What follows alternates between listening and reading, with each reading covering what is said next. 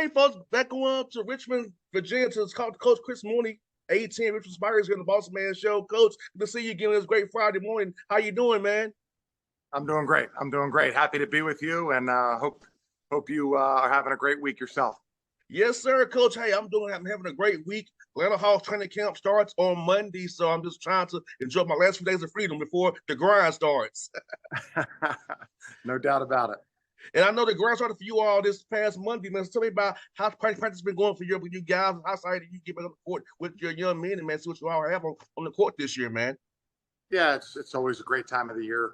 It's different than it used to be. The first day of practice was, years ago was the first day you were with the guys all fall, and you hadn't seen them really in the summer. And now, being that we're with the guys in the summer and the fall, it's a little bit less dramatic the first day, but it's still exciting because you're in you have your full practice schedule. You have practice uniforms, and everything kind of really gets rolling. Everything really gets rolling, and so it's great. You have guys who are excited, you have guys who are competing because it's a new year, and you're just trying to figure out what your best lineups are and figure out what the best way to play is. 100%, Coach. And this summer, Coach, I'm asking you, Coach Mooney. Did you all have to do a lot of team stuff this summer? Yeah, what about the guys this summer? Yeah, so we kind of mix it up. So we'll probably basically get 4 hours, right? And so we'll usually go 4 days, maybe sometimes 5 with just an extra shooting, but for about 40 minutes or so, maybe 30 minutes. And we'll alternate between having one-on-one with guys, small groups with guys, or team workouts. I would say this summer we probably did a few more team workouts because we have so many guys, and just to get the newer guys used to the rhythm and the pace and kind of the things that we do that might be unique. So even if you're a veteran in college basketball and a transfer, we might do some things that are unique, and it's easier for the guys to learn if we're doing those things together as a team. And Coach Mooney, I don't think sometimes fans understand when you go to a new system, a new coach, it's like a foreign language almost. Like you might call it this, you might call it a smash or a dig or whatever. Hey, in your language a little bit different. So it's really learning that new language when you go to a new team, a new coaching system, and new scheme. Because a lot of times fans don't quite understand that nuance of basketball, what we deal with. Yeah, for sure. That's a great point. You have almost in every part of your team, everything that you call at practice, every game call, every defensive strategy, you're probably calling it something a little bit different. You're probably emphasizing something just a little bit differently, whether it's on ball screen coverage or feeding the post on offense and what you're going to do after you feed the post. So those things that these guys who have transferred, they've worked hard to build the habits of their program. And now you're asking them to not only learn something new, but make that a habit and make it so they do it instinctually. And that takes a little bit of time. And it's also cool. I know from you being a part of the team and seeing how the older guys embrace the new guys, how they mesh together. I think that's always fun to see how the different perspectives comes in, the different guys there, and how they mesh together. I would find that about being a team fun when a transfer comes in, meeting them and kind of figuring out who they are, their background, so we can all become one together, eventually get on that court and win together, be a family. Yeah, exactly. And I think that's probably the biggest strain right now on college hoops, because with so much movement, if there are so many transfers in, every school's losing a handful of transfers, replacing them with transfers and freshmen. And, with all that movement, that's something that, it puts that much more emphasis on who you recruit.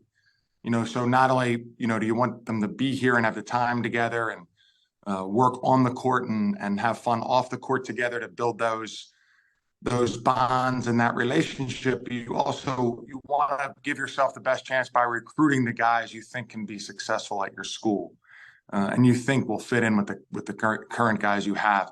And that's tougher when it's a window of transferring and you might only be recruiting for 3 weeks or 4 weeks. So that's where we are right now, and that's what it is. And I feel like I hope we've done a really good job with that and recruiting the right guys who are talented, but also can be successful at Richmond.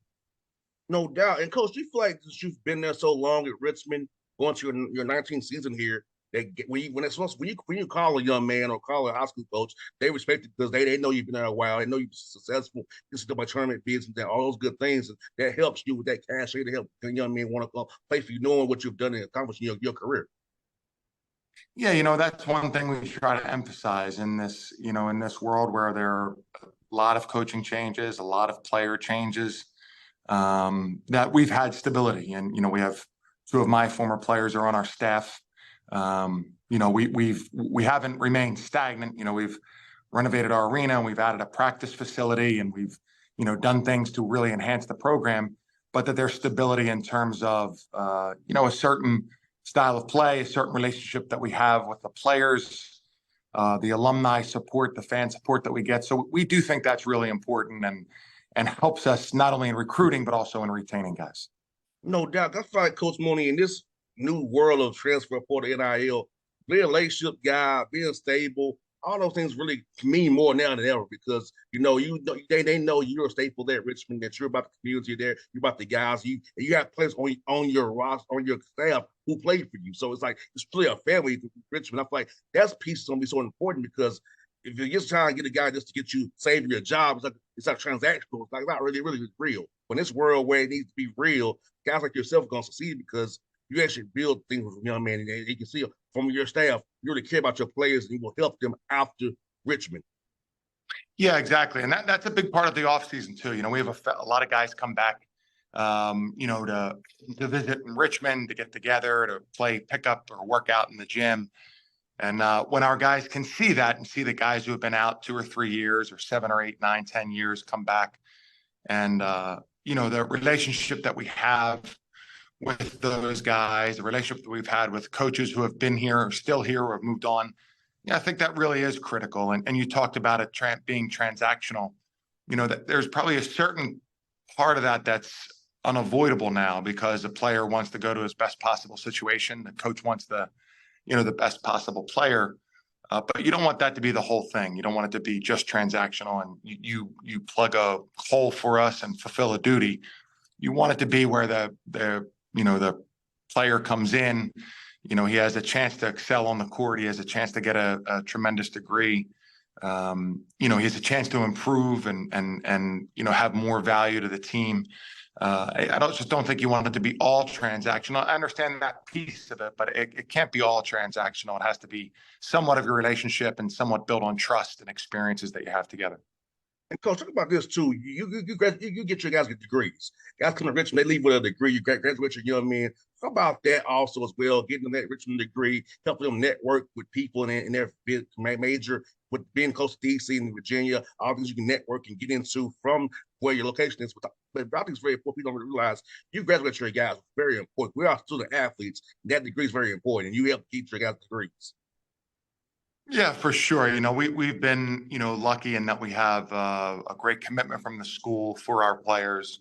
I think the feeling around the school is that, and around our program is that, you get your work done and you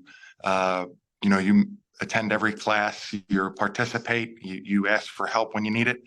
Ultimately, the goal is to get the degree. And, I think sometimes we're a little bit short-sighted in the NIL world. Where, that degree is going to be worth, many opportunities that could be worth a lot of money, a lot of stability, a career that you love. And I think that we're a little bit short-sighted in the NIL in general. Not saying it's the wrong system, but getting a degree from a prestigious school, that's really going to carry value for the next 50 or 60 years. And I don't want our players to lose sight of that. And I'm example 101 of that. My degree is a business coach. It's not communications, but the business piece of it helps me off the air because the talking part's easy. I play ball, so I can do that easily. But it's like the business piece of the accounting, the marketing, that piece of my degree is what helps me off the air because that's where I do all my work at off the air, not on the air per se. Keep this thing rolling for the last 14 years. No, you're right about that. Those are the most important things, the unseen part. Yes, indeed. And Coach, let me ask you this, man. if you can, who are some guys in your mind who really got better for you this summer? They really stood out to you through summer and getting better, and guys who think you have a big year for you this year. Well, I think Aiden Noyce, number one. Aiden is a redshirt sophomore. He played a little bit last year during his redshirt freshman year, but he's very talented, can shoot the ball, really athletic, great feet. He's about 6'7". I think Aiden really had a tremendous offseason, really works very, very hard and has a chance to have a great year. Jason Roach, who played a lot for us last year, he had surgery at the end of the season. He has really improved. He's a tremendous shooter, but a guy who has even more to offer than that in terms of his grit, toughness, his sense for the game. He's really improved. And then Neil Quinn, who was a good performer for us last year, he played with the Irish national team this summer. For a 7-footer, he's really, really committed to basketball, loves being in the gym, loves playing. So I think we have had really good improvement. And over the years, that's probably been the biggest part of our formula is guys that come in and, maybe they're a little thin or just a little short or something at first, but they work really hard and they have the chance to improve. And I think that hopefully that'll continue to be something that's really, really valuable and vital for us. And Coach, you have interesting non-con schedule. You're on the Sunshine Slam in Florida, Orange Bowl Classic, two things you're gonna be doing. But talk about those two things, and also how to challenge your team in non-con before you get to that tough A10 gauntlet you all have, man. Yeah, we're going down to Daytona Beach, Florida, where we'll play Colorado in the first room, and the other side of the bracket is Florida State and UNLV. So that's a really high-level tournament. And then a little bit later in early December, we go down and play in the Orange Bowl Classic, which I think we did in 2009 or 10. And we play Florida in the Orange Bowl Classic in Fort Lauderdale. We also have Boston College away and Wichita State. We host Siena. So we feel like we've put together a really challenging schedule. And, we've always done that at Richmond. I think that that's just something that's part of who our program is and how we go about it is that we, our greatest, our most recognizable national part of our program is these wins over big teams like Indiana and Kentucky and Kansas and Wisconsin and Purdue. And so I think that, we want to continue to give ourselves those chances as much as we possibly can. One for you, Coach. How about this, man?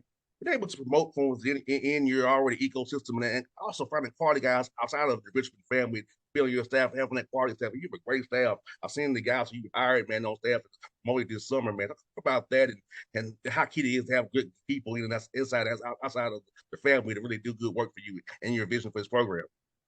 Yeah, that's everything. I mean, you have to have, this is a hard job, in terms of, there are a lot of hours spent coaching, mentoring, recruiting. There are a lot of times away from your family.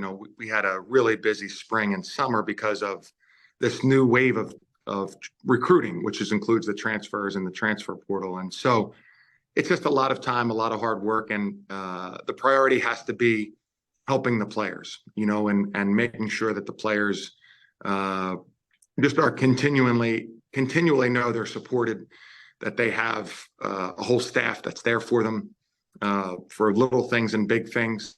These guys are away from their homes. They're giving many, many hours to the team. And our coaches, I think the demand on them is to make sure that the players are doing it the best they possibly can. And I think we've been able to find great coaches and guys who really understand that, are committed to everybody in the program. Coach Mooney, thank you for coming on the show as always, Coach. I would cheer for you. Hope to talk to you in March after you win in DC, man. If we're celebrating again, when you go to the dance again? We did last time, so let's do it again, Coach. Sounds great. Thanks for having me on. Great to see you. See you, Coach, and be safe, man. Thank you. Bye-bye. Bye now.